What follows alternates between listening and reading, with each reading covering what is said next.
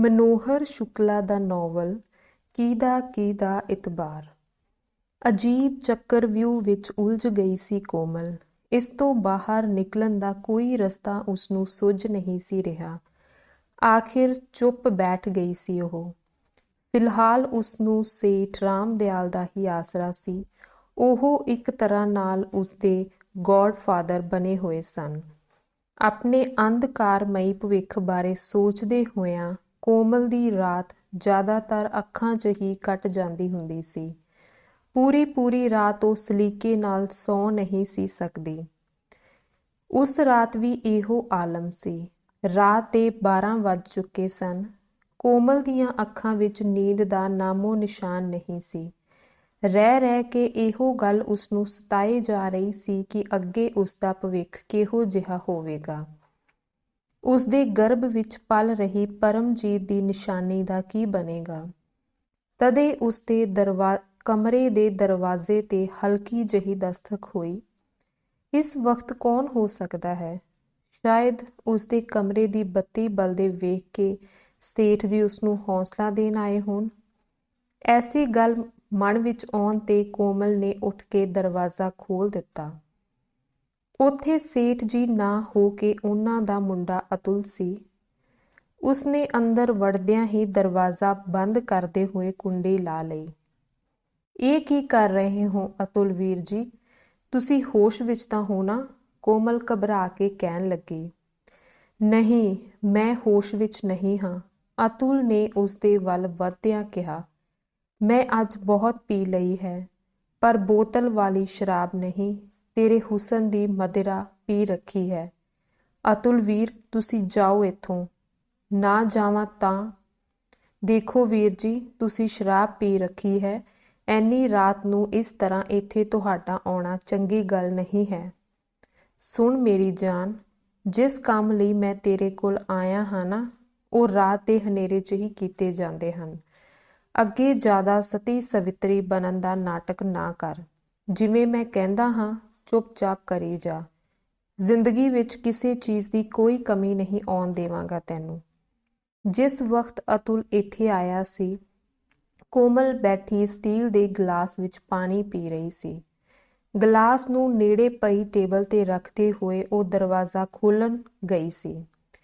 ਹੁਣ ਸਥਿਤੀ ਇਹ ਬਣ ਆਈ ਸੀ ਕਿ ਅਤੁਲ ਸਿੱਧਿਆਂ ਰਾਹ ਉੱਥੋਂ ਜਾਂਦਾ ਨਹੀਂ ਲੱਗ ਰਿਹਾ ਸੀ।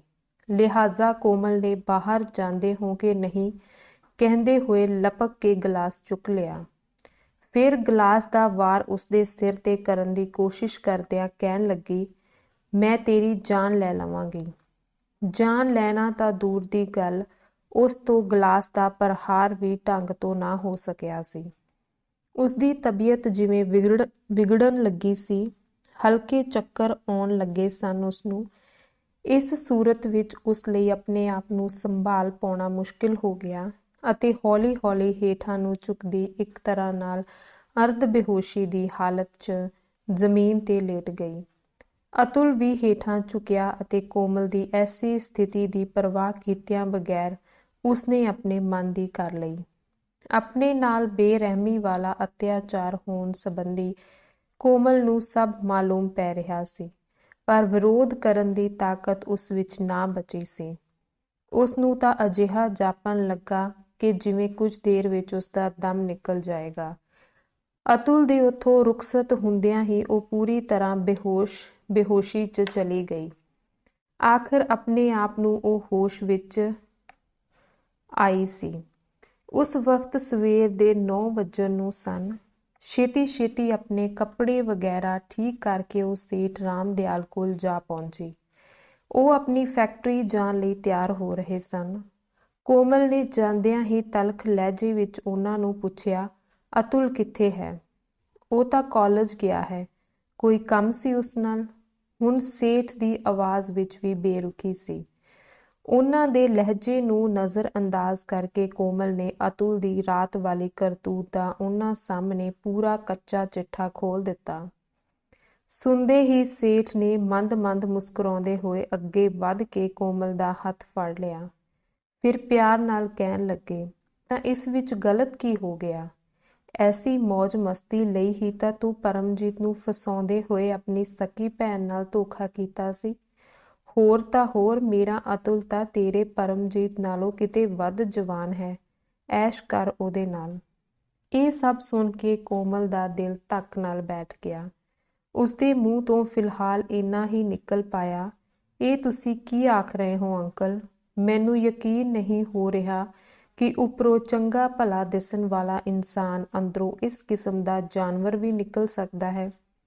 ਦੇਖ ਕੁੜੀਏ, ਤੂੰ ਸਾਨੂੰ ਜਾਨਵਰ ਸਮਝ ਜਾਂ ਕੁਝ ਹੋਰ, ਬਸ ਇੰਨਾ ਜਾਣ ਲੈ ਕਿ ਤੂੰ ਖੁਦ ਬ ਖੁਦ ਸਾਡੇ ਜਾਲ 'ਚ ਫਸਦੀ ਜਾ ਰਹੀ ਹੈ।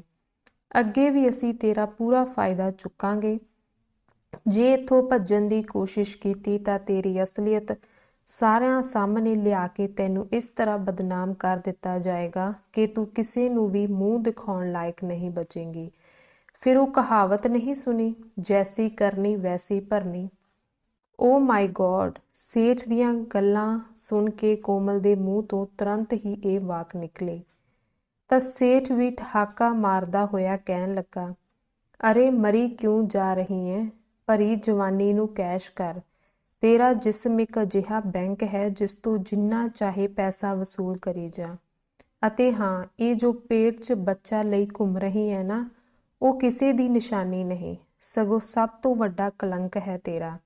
ਕਢਵਾ ਦੇ ਇਹਨੂੰ, ਬਹੁਤ ਫਾਇਦੇ 'ਚ ਰਹੇਂਗੀ। ਇੱਥੇ ਬਹੁਤ ਸਾਰੇ ਡਾਕਟਰ ਮੇਰੇ ਜਾਣਕਾਰ ਹਨ, ਕਹੇ ਤਾਂ ਅੱਜ ਹੀ ਅਬੋਰਸ਼ਨ ਕਰਵਾ ਦੇਵਾਂ। ਇਸ ਤੋਂ ਅੱਗੇ ਕੁਝ ਵੀ ਸੁਣ ਸਕਣਾ ਕੋਮਲ ਦੇ ਵੱਸ ਦੀ ਗੱਲ ਨਹੀਂ ਸੀ ਰਹੀ। ਉਹ ਦੋਵੇਂ ਹੱਥਾਂ ਨੂੰ ਕੰਨਾਂ 'ਤੇ ਰੱਖ ਕੇ ਦੌੜਦੀ ਹੋਈ ਉੱਥੋਂ ਚਲੀ ਗਈ। ਆਪਣੇ ਕਮਰੇ ਵਿੱਚ ਪਹੁੰਚ ਕੇ ਉਹ ਜੀ ਭਰ ਰੋਈ।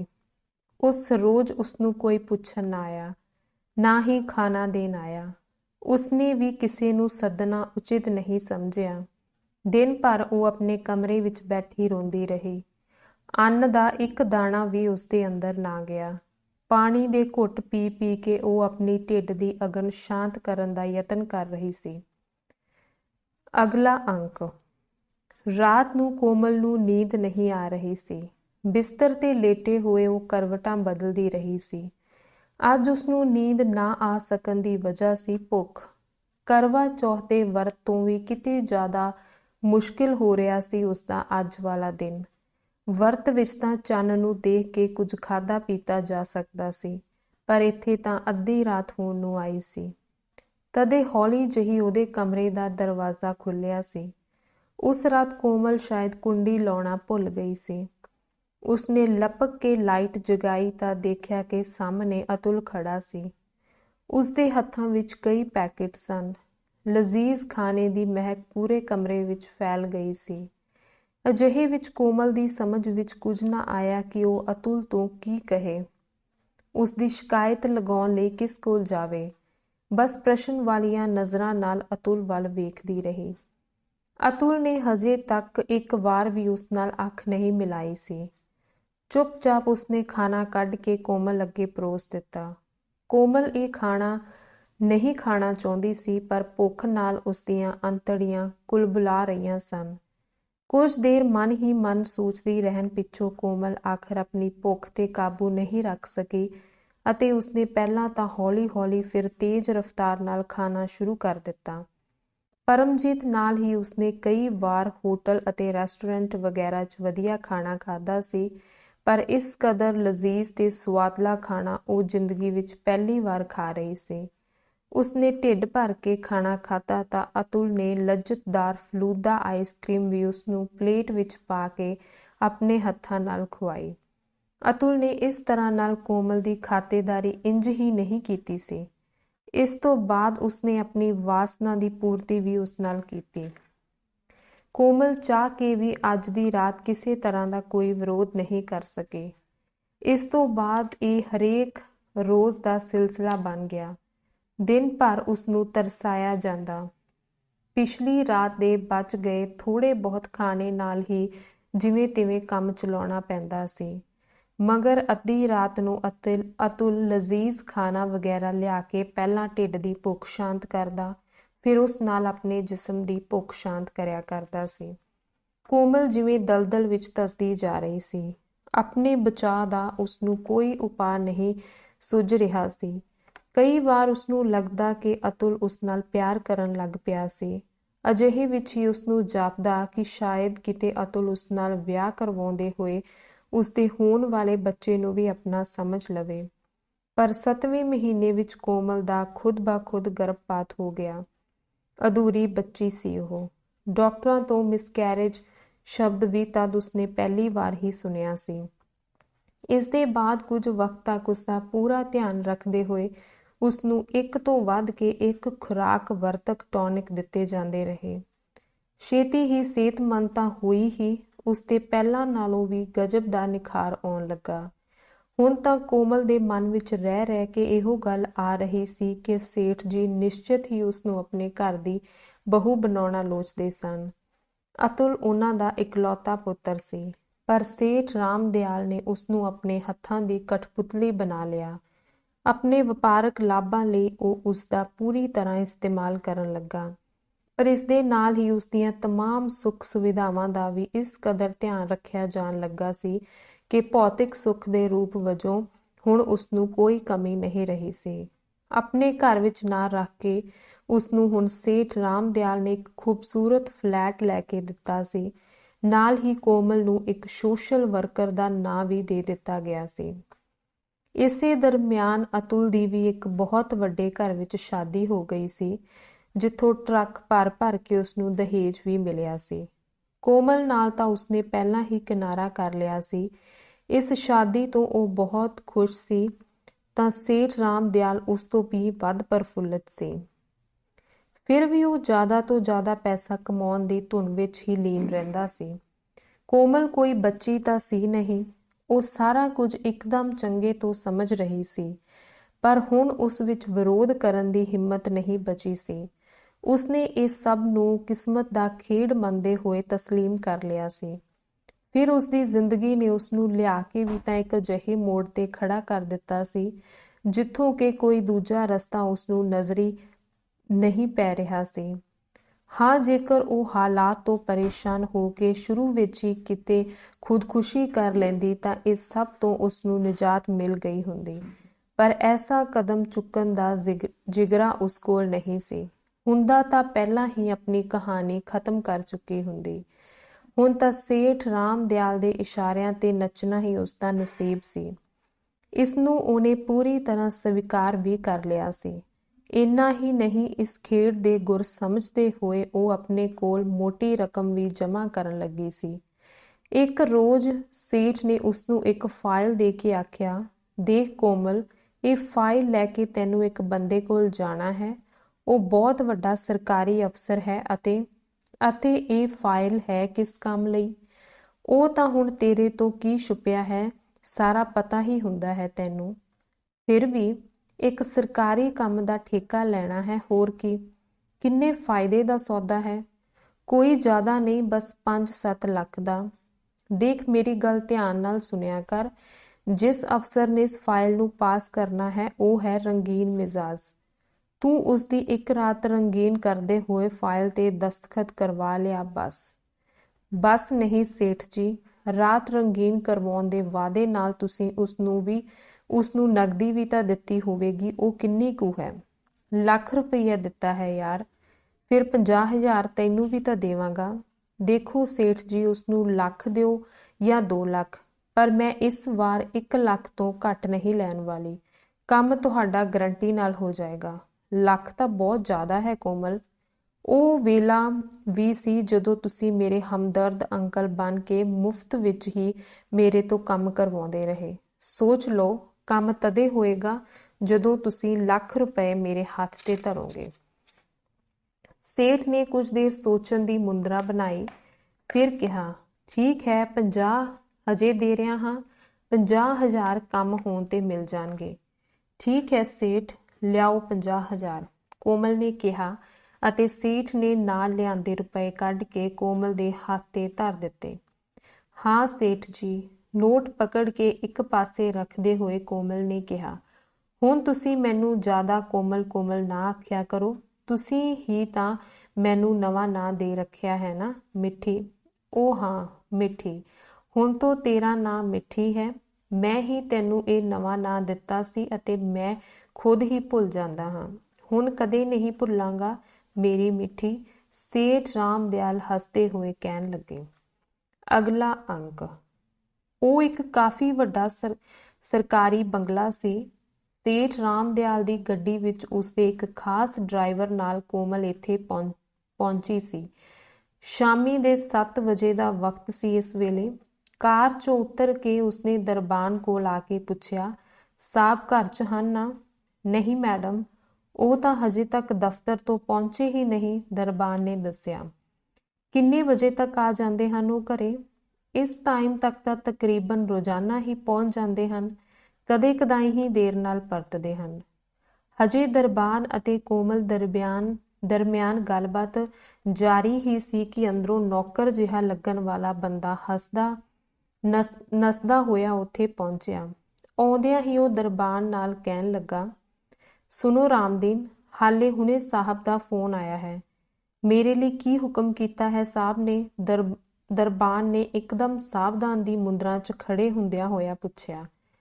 ਹਾਂ, ਸਾਹਿਬ ਨੇ ਬੋਲਿਆ ਹੈ ਕਿ ਮਿੱਠੀ ਮੇਮ ਸਾਹਿਬ ਨਾਂ ਦੀ ਇੱਕ ਕੁੜੀ ਉਹਨਾਂ ਨਾਲ ਕਿਸੇ ਜ਼ਰੂਰੀ ਕੰਮ ਨਾਲ ਮਿਲਣ ਆ ਰਹੀ ਹੈ। ਤਾਂ ਕਿ ਸਸੁਰੇ ਸਾਹਿਬ ਨੇ ਕਿਹਾ ਹੈ ਕਿ ਉਸਨੂੰ ਖੂਬ ਇੱਜ਼ਤ ਸਤਿਕਾਰ ਨਾਲ ਅੰਦਰ ਲਿਆਉਣਾ ਹੈ। ਉਸਦੇ ਕੋਲ ਦਫ਼ਤਰੀ ਕੰਮ ਦੀ ਇੱਕ ਫਾਈਲ ਹੋਵੇਗੀ, ਉਹ ਵੀ ਉਸਨੂੰ ਨਹੀਂ ਚੁੱਕਣ ਦੇਣੀ, ਗੱਡੀ 'ਚੋਂ ਆਪੇ ਹੀ ਚੁੱਕ ਕੇ ਅੰਦਰ ਲਿਆਉਣੀ ਹੈ। ਉਹ ਸਭ ਤਾਂ ਠੀਕ ਹੈ ਰਾਮ ਨਰੇਸ਼ ਵੀਰ, ਪਰ ਇਹ ਸਸੁਰੇ ਕਿਸਨੂੰ ਕਿਹਾ? ਅਸੀਂ ਤਾਂ ਸਾਹਿਬ ਦੇ ਨੌਕਰ ਹਾਂ ਨਾ ਕਿ ਤੁਹਾਡੇ? ਉਹ ਬੇਸ਼ੱਕ ਸਾਨੂੰ ਗਾਲ ਦੇ ਕੇ ਗੱਲ ਕਰਨ, ਪਰ ਤੁਹਾਡੀ ਇਹ ਹਿੰਮਤ? ਇਸ ਤੋਂ ਪਹਿਲਾਂ ਕਿ ਉਹਨਾਂ ਲੋਕਾਂ ਵਿਚਕਾਰ ਹੋਣ ਵਾਲੀ ਗੱਲਬਾਤ ਵੱਧਦੀ ਹੋਈ ਝਗੜੇ ਦਾ ਰੂਪ ਧਾਰਨ ਕਰ ਲੈਂਦੀ, ਕੋਮਲ ਨੇ ਦੋਵਾਂ ਨੂੰ ਸ਼ਾਂਤ ਕਰਨ ਦਾ ਯਤਨ ਕਰਦੇ ਆਖਿਆ, ਮੈਂ ਹੀ ਮਿੱਠੀ ਮੇਮ ਸਾਹਿਬ ਹਾਂ ਜਿਸ ਲਈ ਤੁਹਾਡੇ ਸਾਹਿਬ ਦਾ ਫੋਨ ਆਇਆ ਹੈ। ਮੈਂ ਵੀ ਅਫਸਰ ਹਾਂ, ਪਰ ਤੁਹਾਡੇ ਸਾਹਿਬ ਤੋਂ ਛੋਟੀ ਅਫਸਰ। ਇਹ ਸੁਣਦਿਆਂ ਹੀ ਰਾਮ ਨਰੇਸ਼ ਨੇ ਪ੍ਰਣਾਮ ਬੀਬੀ ਜੀ ਕਿਹਾ ਅਤੇ ਰਾਮਦੀਨ ਨੇ ਜ਼ੋਰਦਾਰ ਸਲੂਟ ਠੋਕਿਆ। ਉਹ ਸ਼ਾਇਦ ਰਿਟਾਇਰਡ ਫੌਜੀ ਸੀ। ਖੈਰ, ਕੋਮਲ ਨੂੰ ਹੁਣ ਥੋੜਾ ਅੜਕਣ ਦਾ ਅਭਿਨੈ ਕਰਨਾ ਪਿਆ। ਸੇਠ ਰਾਮ ਦਿਆਲ ਨੇ ਇਸ ਤਰ੍ਹਾਂ ਦੀ ਸਿਚੁਏਸ਼ਨ ਲਈ ਉਸਨੂੰ ਪਹਿਲਾਂ ਹੀ ਸਿੱਖਿਅਤ ਕਰ ਰੱਖਿਆ ਸੀ। ਉਹ ਉਹਨੂੰ ਜਿੱਥੇ ਵੀ ਭੇਜਦੇ ਸਨ ਪਹਿਲਾਂ ਹੀ ਫੋਨ ਕਰਕੇ ਦੱਸ ਦਿੱਤਾ ਜਾਂਦਾ ਸੀ। ਇਸ ਵੱਡੇ ਅਧਿਕਾਰੀ ਦਾ ਨਾਂ ਸੀ ਰਾਮ ਨਰਾਇਣ ਸਿੰਘ। ਇਹ ਵੀ ਇੱਕ ਮਜ਼ੇਦਾਰ ਗੱਲ ਹੀ ਸੀ ਕਿ ਅਧਿਕਾਰੀ ਦਾ ਨਾਂ ਰਾਮ ਨਾਲ ਸ਼ੁਰੂ ਹੁੰਦਾ ਸੀ ਤਾਂ ਉਸਦੇ ਨੌਕਰ ਅਤੇ ਦਰਬਾਨ ਦੇ ਨਾਂ ਵੀ ਰਾਮ ਨਾਲ ਸ਼ੁਰੂ ਹੁੰਦੇ ਸਨ। ਜੋ ਵੀ ਸੀ, ਆਪਣੇ ਨਾਂ ਦੇ ਉਲਟ ਇਹ ਅਧਿਕਾਰੀ ਹਰ ਕੰਮ ਗਲਤ ਤਰੀਕੇ ਨਾਲ ਕਰਨ ਦਾ ਆਦੀ ਸੀ। ਪਰਿਵਾਰ ਉਹਦਾ ਪੁਸ਼ਤੈਨੀ ਪਿੰਡ ਵਿੱਚ ਰਹਿੰਦਾ ਹੁੰਦਾ ਸੀ। ਇੱਥੇ ਰਾਮ ਨਰਾਇਣ ਇਕੱਲੇ ਰਹਿੰਦੇ ਹੋਏ ਖੂਬ ਮਜ਼ੇ ਨਾਲ ਆਪਣੀ ਜ਼ਿੰਦਗੀ ਬਸਰ ਕਰ ਰਿਹਾ ਸੀ। ਫਾਈਲ ਕਢਵਾਉਣ ਨੂੰ ਸੇਠ ਰਾਮ ਦਿਆਲ ਦੇ ਨਾਲ ਉਸਦੀ ਡੀਲ ਹੋ ਚੁੱਕੀ ਸੀ। ਇਹ ਜਾਣ ਕੇ ਮਜ਼ਾ ਹੋਰ ਦੁੱਗਣਾ ਹੋ ਜਾਂਦਾ ਹੈ ਕਿ ਸੇਠ ਦੇ ਨਾਂ ਦੀ ਸ਼ੁਰੂਆਤ ਵੀ ਰਾਮ ਸ਼ਬਦ ਨਾਲ ਹੁੰਦੀ ਸੀ ਅਤੇ ਕੰਮ ਉਸਦੇ ਵੀ ਸਾਰੇ ਇਸ ਨਾਂ ਤੋਂ ਵਿਪਰੀਤ ਸਨ। ਬਹਿਰਹਾਲ, ਕੋਮਲ ਦੇ ਕਹਿਣ ਤੇ ਦਰਬਾਨ ਨੇ ਗੱਡੀ 'ਚੋਂ ਇੱਕ ਮੋਟੀਆਂ ਫਾਈਲਾਂ ਕਢਵਾਈਆਂ। ਇਹਨਾਂ ਦੇ ਨਾਲ ਇੱਕ ਉਮੀਦ ਮੁਤਾਬਕ ਛੋਟੀ ਫਾਈਲ ਵੀ ਸੀ। ਅਸਲੀ ਫਾਈਲ ਇਹੋ ਸੀ, ਬਾਕੀ ਸਭ ਦਿਖਾਵਾ ਸੀ। ਇਹਨਾਂ ਫਾਈਲਾਂ ਦੇ ਨਾਲ ਰਾਮ ਨਰੇਸ਼ ਅਤੇ ਰਾਮਦੀਨ ਕੋਮਲ ਨੂੰ ਮਿੱਠੀ ਮੇਮ ਸਾਹਿਬ ਦੇ ਰੂਪ ਵਜੋਂ ਲੈ ਜਾ ਕੇ ਆਪਣੇ ਸਾਹਿਬ ਦੇ ਨਿੱਜੀ ਰੂਮ ਵਿੱਚ ਬਿਠਾਏ। ਡਰਾਈਵਰ ਸੇਠ ਦੀ ਕਾਰ ਵਾਪਸ ਲੈ ਗਿਆ। ਅਗਲੇ ਰੋਜ਼ ਸਵੇਰੇ 8 ਵਜੇ ਇਹ ਕਾਰ ਫਿਰ ਤੋਂ ਉੱਥੇ ਆ ਪਹੁੰਚੀ। ਕਥਿਤ ਮਿੱਠੀ ਮੇਮ ਸਾਹਿਬ ਅਤੇ ਸਰਕਾਰੀ ਅਫਸਰ ਹਜੇ ਵੀ ਸ਼ਾਇਦ ਫਾਈਲਾਂ 'ਚ ਉਲਝੇ ਸਨ। ਨੌਕਰਾਂ ਦੇ ਦੱਸੇ ਮੁਤਾਬਕ ਰਾਤੀ ਉਹਨਾਂ ਦੇ ਸਾਹਿਬ ਨੇ ਘਰ ਆਉਂਦਿਆਂ ਹੀ ਸਿੱਧਿਆਂ ਆਖਿਆ ਸੀ, ਛੇਤੀ ਤੋਂ ਖਾਣਾ ਲਗਵਾ ਕੇ ਸਰਵੈਂਟ ਕੁਆਰਟਰ ਵਿੱਚ ਜਾ ਕੇ ਸੌਂ ਜਾਓ। ਅੱਜ ਕੁਝ ਜ਼ਰੂਰੀ ਫਾਈਲਾਂ ਨਜਿੱਠਣ ਲਈ ਮੈਨੂੰ ਰਾਤ ਕਾਫੀ ਦੇਰ ਤੱਕ ਕੰਮ ਕਰਨਾ ਪਵੇਗਾ। ਇਸ ਤੋਂ ਬਾਅਦ ਉਹ ਆਪਣੇ ਨਿੱਜੀ ਰੂਮ ਵਿੱਚ ਜਾ ਕੇ ਘਰ ਤੇ ਫਾਈਲਾਂ ਦੇ ਨਾਲ ਆਈ ਕਥਿਤ ਮਹਿਲਾ ਅਫਸਰ ਨਾਲ ਬਿਜ਼ੀ ਹੋ ਗਏ ਸਨ। ਉਹਨਾਂ ਦੇ ਹੁਕਮ ਮੁਤਾਬਕ ਖਾਣਾ ਵੀ ਇਸੇ ਰੂਮ ਵਿੱਚ ਪਹੁੰਚਾ ਦਿੱਤਾ ਗਿਆ ਸੀ। ਕੁਝ ਕੁ ਵਾਰੀ ਦਰਵਾਜ਼ਾ ਖੜਕਾਉਣ ਤੇ ਮਿੱਠੀ ਮੇਮ ਸਾਹਿਬ ਰੂਮ ਤੋਂ ਬਾਹਰ ਨਿਕਲੀ ਅਤੇ ਫਾਈਲਾਂ ਗੱਡੀ 'ਚ ਰਖਵਾਉਣ ਤੋਂ ਬਾਅਦ ਖੁਦ ਵੀ ਕਾਰ ਤੇ ਸਵਾਰ ਹੋ ਕੇ ਉੱਥੋਂ ਚਲੀ ਗਈ। ਪਹਿਲਾਂ ਉਹ ਸੇਠ ਰਾਮਦਿਆਲ ਦੇ ਇੱਥੇ ਪਹੁੰਚੀ, ਜਿੱਥੇ ਉਹ ਬੈਠਾ ਉਸਦੇ ਆਉਣ ਦਾ ਬੇਕਰਾਰੀ ਨਾਲ ਇੰਤਜ਼ਾਰ ਕਰ ਰਿਹਾ ਸੀ। ਕੋਮਲ ਆਪਣਾ ਕੰਮ ਕਰ ਆਈ ਸੀ। ਉਸਨੇ ਫਾਈਲ ਕੱਢ ਕੇ ਸੇਠ ਦੇ ਸਾਹਮਣੇ ਰੱਖ ਦਿੱਤੀ। ਸੇਠ ਨੇ ਫਾਈਲ ਖੋਲ੍ਹ ਕੇ ਵੇਖੀ। ਅਫਸਰ ਨੇ ਦੱਸੀ ਜਗ੍ਹਾ ਤੇ ਆਪਣੇ ਦਸਤਖਤ ਕੀਤੇ ਹੋਏ ਇਹ ਸਰਕਾਰੀ ਠੇਕਾ ਰਾਮਦਿਆਲ ਨੂੰ ਦਿੱਤੇ ਜਾਣ ਦੀ ਹਾਮੀ ਭਰ ਦਿੱਤੀ ਸੀ। ਫਿਰ ਕੀ ਸੀ? 50,000 ਰੁਪਏ ਕੱਢ ਕੇ ਸੇਠ ਨੇ ਕੋਮਲ ਦੇ ਹਵਾਲੇ ਕੀਤੇ ਅਤੇ ਆਪਣੇ ਡਰਾਈਵਰ ਨੂੰ ਕਿਹਾ ਕਿ ਉਹ ਜਾ ਕੇ ਉਸਨੂੰ ਫਲੈਟ ਤੇ ਛੱਡ ਆਏ।